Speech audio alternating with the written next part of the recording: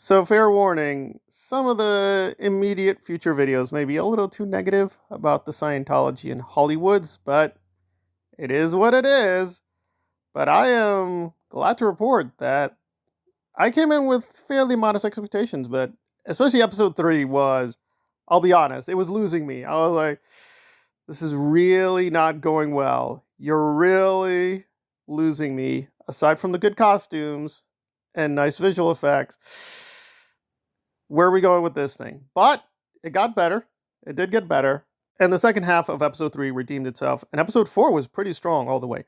But it also had a few iffy moments. So even no spoilers, what is occurring? Well, finally we're seeing the rings in action. I want to keep it vague, but yes, the rings, for lack of a better word, are getting activated. And the users of the rings, by the elves and the dwarves, they're getting more used to them.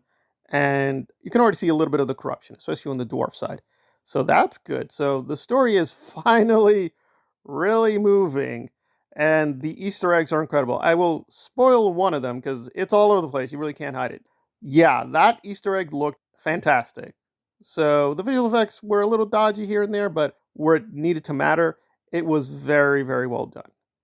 And the mix of the old and new characters, for the most part, was strong. Granted, because of the way they're doing this prequel series, they are stretching things. I mean, we should be getting to the War of the Ring, but they are getting to it slowly. But the pacing wasn't too bad. But I will say, yeah, the first half of episode 3, you got to be very patient because, yeah, you're like, we're really meandering. Let's get to the main thing. The main performances were fine.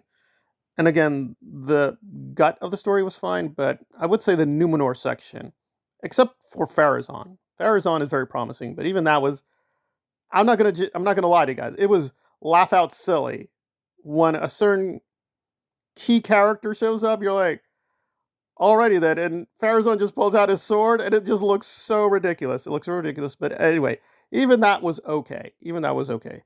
Problem is, there were long sections where even with these really great characters, and they are great. In fact, some characters I knew were coming because they told us about this, but some of them I did not expect, and they were amazing.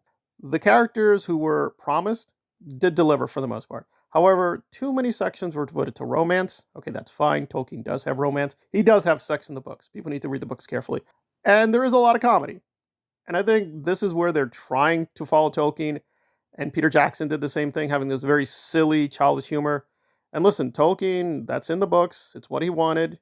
He didn't apologize for it, but I think that part of it, I'm not, I think, with the fandom to keep everything 100% fidelity. I think for the most part, that should be the rule, but God, Tolkien's comedy is just, it's not for me.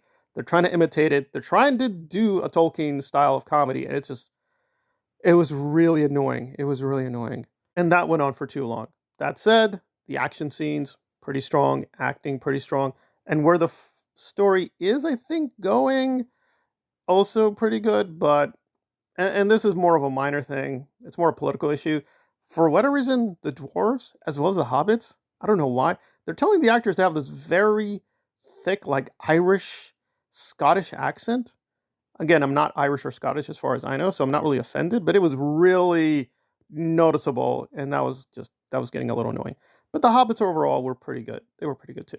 So episode 3 was a little shaky. I'm going to have to give that a severe 6.5, but episode 4 was way more strong, had a very good conclusion, 7.5. I'm very eager to see where the future episodes go. Again, so episodes 1 to 4 overall, good, but sluggish. It is sluggish, but when the action picks up and the story starts moving very well paced, then it is very good. But yeah, you're going to have to put up with some iffy sections and some places where it will be bat crazy silly. And you can laugh at it and be like, okay, that was probably not the right idea to do it this way.